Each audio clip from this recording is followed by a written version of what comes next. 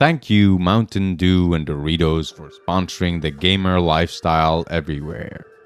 This year, we're also pleased to announce that our venture wouldn't have been possible without the help of the humble company called Amazon.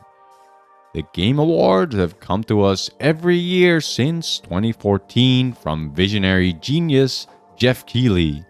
Even before then, the man brought us the Spike Video Game Awards for 9 years. Fuck the Oscars! Fuck you!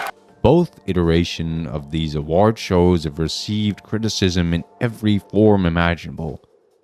It's not very original to outline them, which is why I will. One who knows nothing can understand nothing. Number 1. Based on what do games get votes? Nobody really knows what the criteria are for receiving votes from the expert judges, causing confusion and distress for gamers and developers alike. And the game of the year is...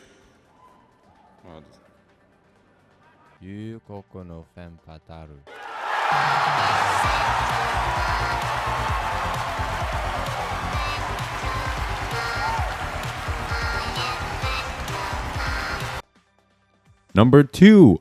Overly commercial displays of vulgarity. What do I tell you? An award show sponsored by the companies behind the very games that are up to receive awards? I see a possible conflict of interest there. They also have some trailers for future products and even a most anticipated category. Hey, it's Jeff Keighley, and this year the Game Awards Island is back in Fortnite. Number 3. Musical interludes for no one. Random bands and artists I don't want to see. It would be nice if the musicians had something to do with the games. They don't. So who cares? If you like D4VD, go to their concert or listen to their cassettes.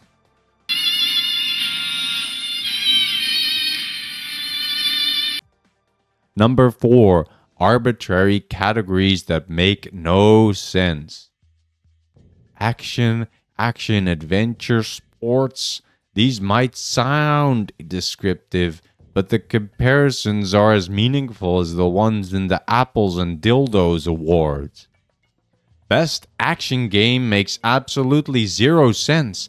They're taking 2 single-player hack-and-slash titles and pitting them against 2 third-person shooters and a first-person one?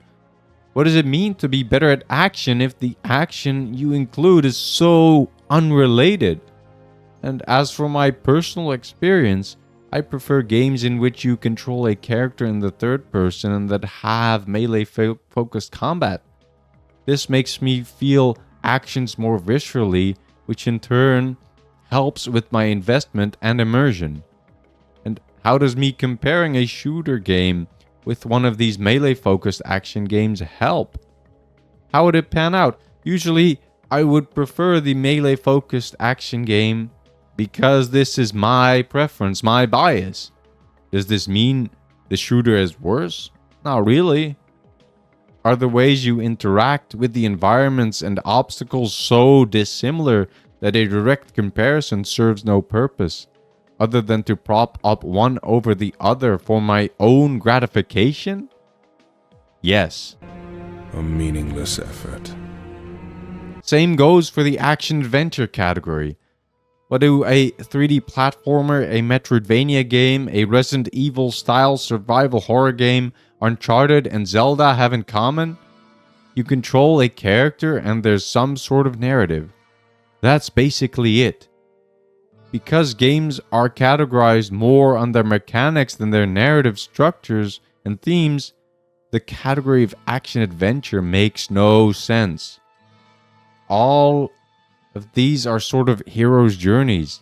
Does that mean that they should be in the same category at all? Only if you're watching the Let's Play.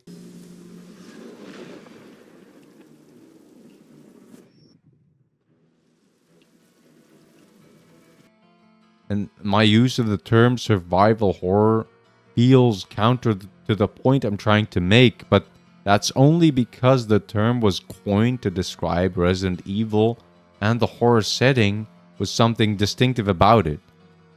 This new Silent Hill is a third-person shooter with exploration and puzzle elements, still fitting the survival horror genre description, according to me. Sports as a category doesn't work. All of these games are completely different. Best game direction includes a classic 3D platformer, a card game, a hack and slash title, an expansion, a remake sequel, action RPG, and a turn-based RPG. And what do they mean, best game direction? Does it mean that these games have the clearest singular vision? Based on what? If we take games seriously, these things have barely anything in common, and a comparison really only does their individual achievements a disservice.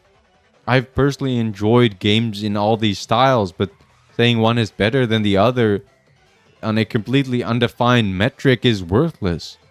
For the record, I don't think expansions like Shadow of the Erdtree should be included in the main categories at all. And if they wanted to award them anything, they should have made an expansion or DLC category separately for them.